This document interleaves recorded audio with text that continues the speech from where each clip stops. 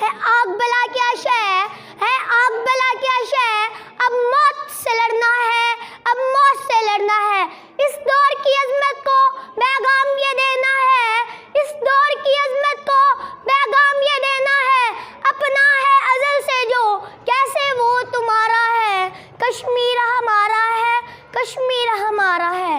جناب سرد اور میرے پیارے ساتھیوں السلام علیکم۔ آج مجھے جس موضوع پر لب کشائی کا موقع ملا ہے وہ ہے وادی کشمیر۔ جناب علی وقار مجھے اس خوشگوار ماحول میں جس موضوع پر لب کشائی کا موقع ملا ہے اس سے یہ محفل اداس ہو جائے گی اور ہر چہرہ افسردہ ہو جائے گا۔ جی ہاں، میں بات کر رہی ہوں کشمیر کی، کشمیر پاکستان کی شہرگ ہے۔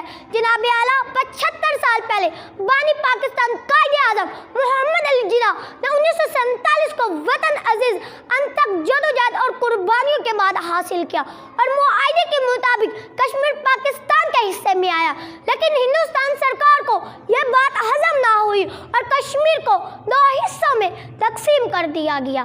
جناب علی وقار اس خوبصورت اور دلکش وادی کا منظر دیکھیے جہاں آگ اور خون کی ہولی کھیلی جا رہی ہے۔ ظلم کا بازار گرم ہے پر بریت ہے جہاں موت کے بادل چھا رہے ہیں، ہر طرف دھواں ہی دھواں نظر آتا ہے۔